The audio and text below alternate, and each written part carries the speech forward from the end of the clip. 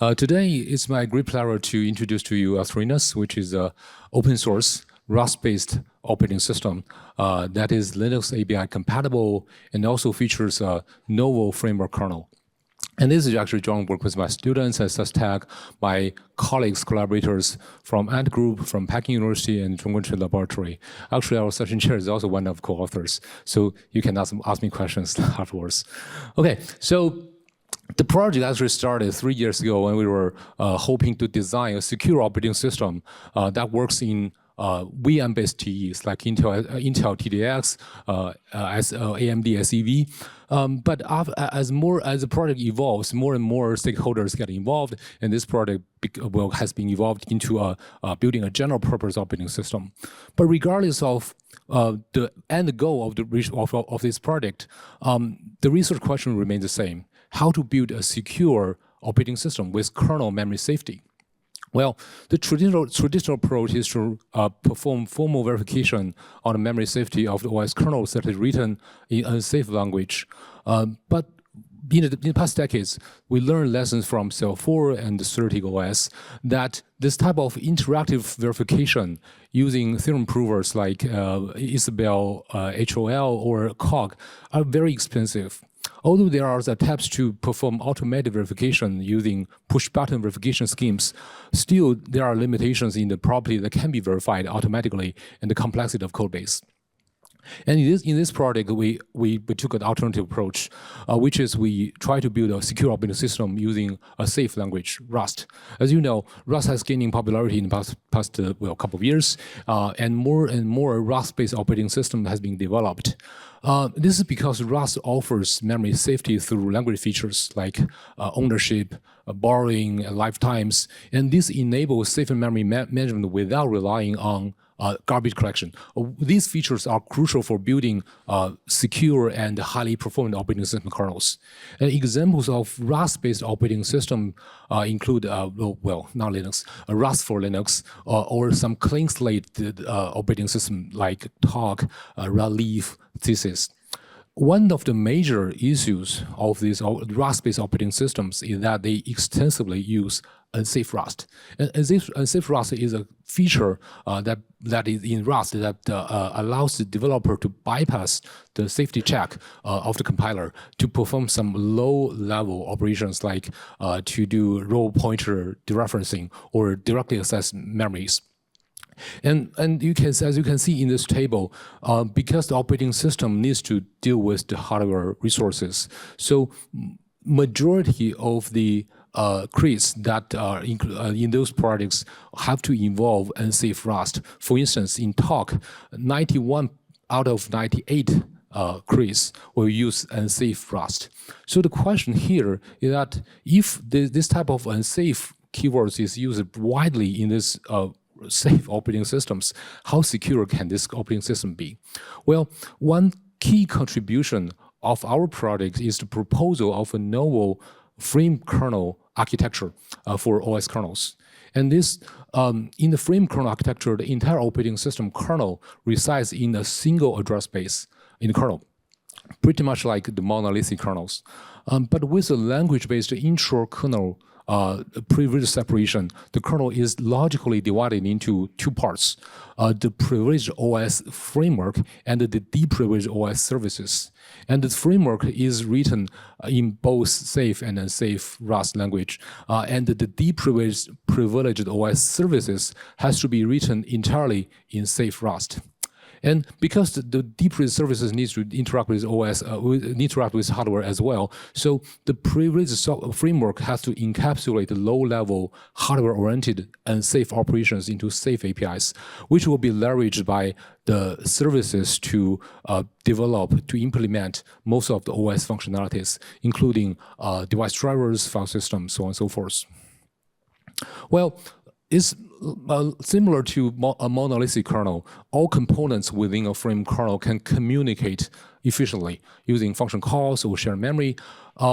By restricting the privileged framework to a minimal set of functionalities, the frame kernel are also similar to microkernels, can reduce the size of the trusted computing base, TCB, and thereby enhancing safety and security. As such, frame kernel actually bridged the best of both worlds: efficiency of a monolithic kernel and the security of a microkernel. Well, there are two design principles underlies the frame kernel architecture: soundness and minimality. The soundness principle states that the OS framework has guaranteed absence of UB, undefined behaviors, regardless of how the framework interacts with the OS services, user code, and peripheral devices. And the minimality principle states that a component is tolerated inside the OS framework only if moving it outside would prevent the implementation of OS services required functionality or compromise soundness of the framework. And following these design principles, we adopted a resource-centric intra-kernel privilege separation scheme that we want to keep the sensitive OS resources within the framework and move the insensitive ones outside the framework. And for instance, for the CPU resources, we consider the kernel mode registers are sensitive resources, therefore we have to keep them within the framework. And the user mode registers are less sensitive or insensitive, we can maintain them in the OS services. And similarly, for memory resources, we consider the kernel's code, stack, heap, and page tables are really sensitive, but the memory dedicated to entrusted users, processes, or devices are insensitive. We call them untapped memory, and they are managed by the OS services. And devices also well separated to core devices like API-C, IOMMU, and peripheral devices. The core devices, we consider them as very sensitive, and the peripheral devices are insensitive. With this way, we can separate, we can perform the intra-kernel privilege separation. And OSTD is our implementation of such an OS framework. It is provided as a crate that allows the developers to build a new operating systems using this OSTD crate. Actually, we also provide a tutorial for the developers to write a Hello World operating system kernel in 100 lines of safe Rust code. And ASTERINAS is the first framework frame kernel-based operating system that we build on top of OSTD. It has been under active development for over almost 3 years. And now, at the time of submission, there are 100,000 lines of Rust code supporting 210 Linux system cores, and it can run on both x86 and RISC-V processors. And I do want to highlight a few key aspects of ASTERINAS. And first of all, what is the TCB size? Well, we measure the TCB of the Rust-based operating system using linked code size. Well, there is no established standard to measure the trusted computing base of a Rust-based operating system yet, but we believe our measure is reasonable. First of all, if a crate contains one single block of unsafe code, the safety or the correctness of the entire crate cannot be reasoned by the Rust compiler, because the unsafe part can also compromise safety of the safe part. Therefore, the entire crate has to be considered part of the TCB, has to be trusted. And secondly, not all the code will be compiled and linked into the binary. Therefore, we only consider the linked code as part of the TCB. And with this measure, the TCB of ASTERINAS, which is OSTD, only accounts for 14% of the entire code base, which is a huge reduction compared to TALK, 44%, Redleaf 60%, and the CCS 62%. And in retrospection, we look at the TCB size and code base size of ASTERINAS in the past 3 years. And we find that the growth of the ASTERINAS code base is super linear, but the TCB's growth remains linear. Therefore, we predict in the next couple of years, as the ASTERINAS will grow bigger, the TCB size or the OSTD will remain a controlled size, which is not big, which is not very big. Well, the second question that we want to investigate is what Linux features are supported in ASTERINAS. Actually, ASTERINAS implements a substantial subset of Linux features, including virtual memory, user processes, predictive scheduling, inter-process communication, a page cache, file systems, sockets, so on and so forth. For instance, it has implemented the complete file scheduler and supports ext2 file systems, RAM-FS file systems, overlay-FS file systems, support TCP, UDP, Unix, and NAT-linked socket types. For devices, it supports virtual I/O and some USB devices. So the next question that we want to explore is how is the performance of ASTERINAS compared to Linux?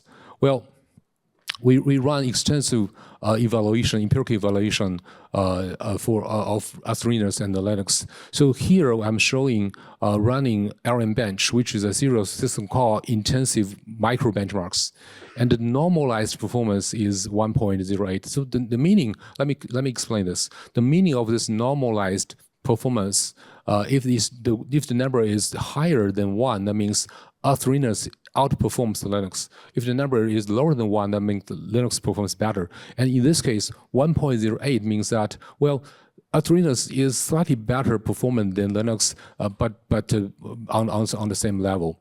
I do want to emphasize that ASTERINAS is not fully optimized yet. Some of the features that is available, or some of the optimizations that is available in Linux is not available in ASTERINAS. So, for instance, Linux has implemented TCP congestion control, but there is no such thing in ASTERINAS. Therefore, in many of the networking tasks, ASTERINAS does outperform Linux a lot. And for file system optimization, like RCU work for file name lookup, ASTERINAS did not implement this type of optimization. Therefore, the file system operations, ASTERINAS is slightly slower than Linux. And this type of difference is also observable when we perform evaluation on I/O intensive applications.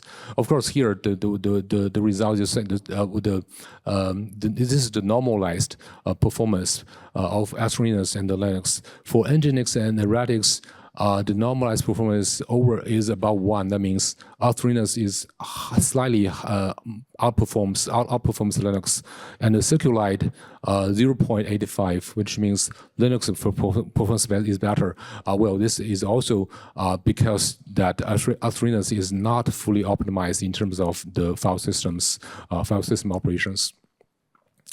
Okay, so the last question that we want to explore is whether OSTD has introduced this new undefined behaviors. Well, although the Framekernel architecture is secure by design, its implementation may not. At this moment, we have not fully formally verified OSTD yet, although we are working on that.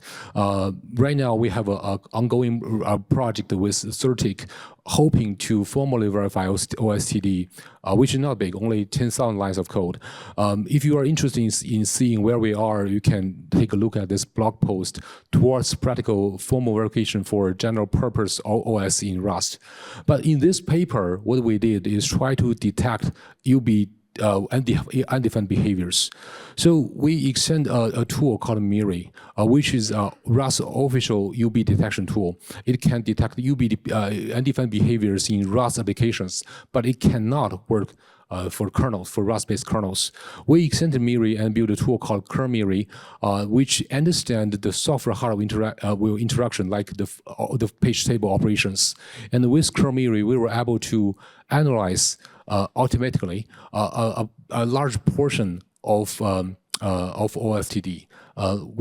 Here you can see in the table we can automatically analyze about 4,000 lines of code, and within this 4,000 lines of code, 93% of the code can be covered with KernMiri, and all the unsafe Rust can be covered with those tests.